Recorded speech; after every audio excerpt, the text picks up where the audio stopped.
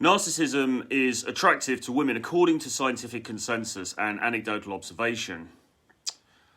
But why should this seemingly counterintuitive quirk be the case? And narcissism is not without its own pitfalls. Therefore, should you aspire to narcissism yourself? And is it even possible to become narcissistic if you are not naturally that way inclined? Just to set a baseline definition here, narcissism is a personality disorder where sufferers have a grandiose and overinflated sense of their own importance, an excessive need for attention and admiration, worship even, and a lack of empathy for others, plus an engagement in superficial relationships that are only in place to shore up the narcissist's self-image.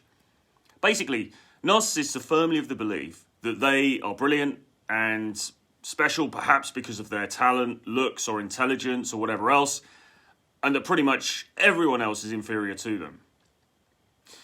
According to emedicinehealth.com, to be diagnosed as a narcissist, a person must meet 5 of the following 9 traits. Number 1, a grandiose sense of self-importance. Number 2, preoccupation with fantasies of unlimited success, power, brilliance, beauty, or ideal love.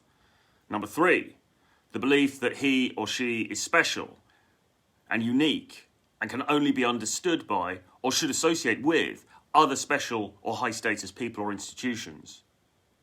Number 4, requires excessive admiration. 5, has a sense of entitlement. 6, is interpersonally exploitative, takes advantage of others. 7, lacks empathy. 8, envies others or believes others are envious of him or her. 9, shows arrogant, haughty behaviours and attitudes. Well, I don't know about you, but I knocked that little quiz right out of the park. So it's clear that narcissists are pretty into themselves. But why should women find them attractive also? According to Holtzman and Strusser, 2012, narcissists enjoy increased levels of lifetime sexual partners. Further, Holtzman and Strusser, 2012, suggest the charm, self-adornment, and unrestricted sociosexuality associated with the trait facilitate a successful short-term mating strategy. Narcissists can be pretty charming in the short term, you see, and this may in part be because their odds of a long-term relationship are pretty much nil. Well, when you are the love of your own life, it's kind of hard to let anyone else in. In an article for Psychology Today called Why Are Narcissists So Darn Sexy?, Susan Krauss-Whitbourne, PhD, suggests that because their long-term prospects in a relationship tend not to be very good, narcissists become the masters of the good first impression.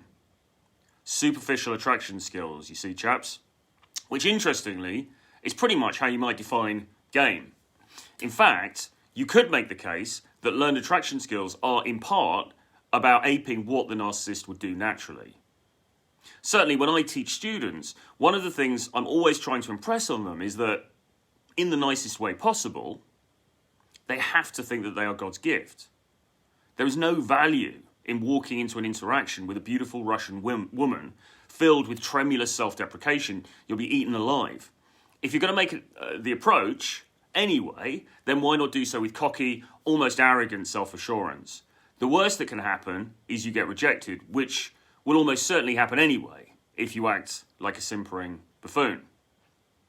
More from Susan Krauss-Whitbourne, PhD. Narcissists are socially bold.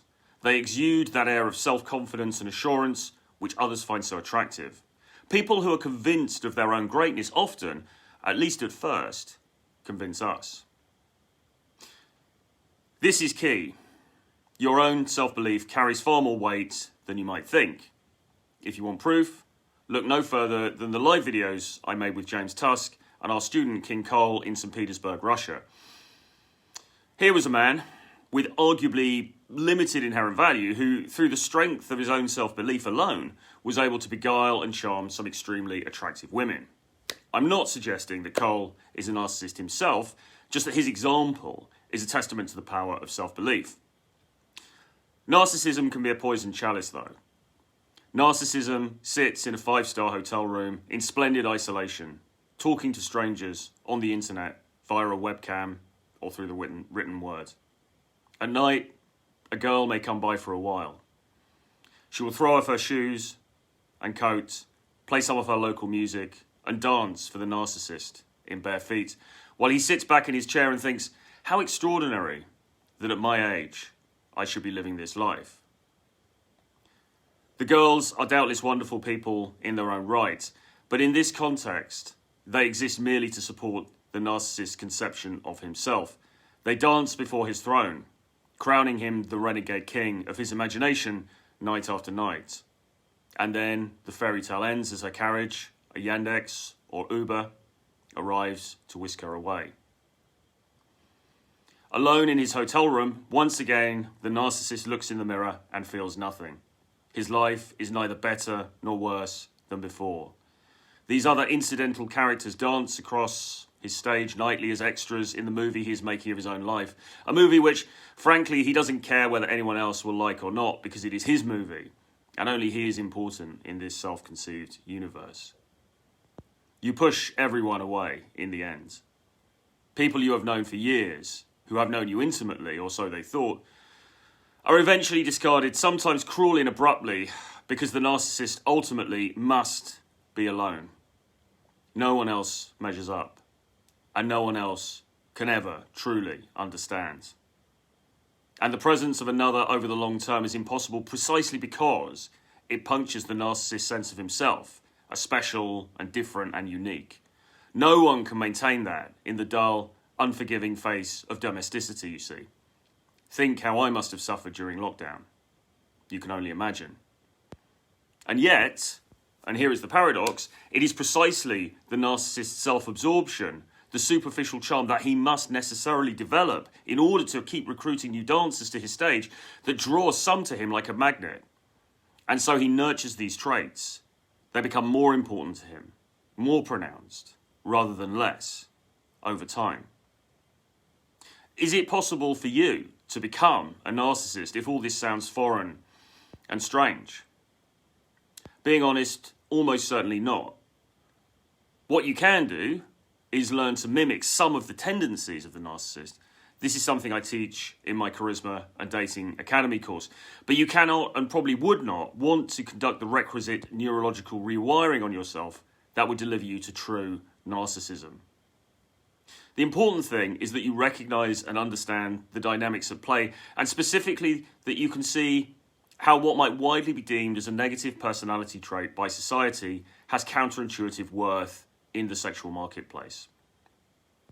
If you'd like a free call with me to discuss your own particular dating situation, hit the link in the description below. You can also check out my bundle of 11 books about dating, sex, the dating marketplace, called Renegade Dating Blueprint. Again, the link is in the description below. See you next time.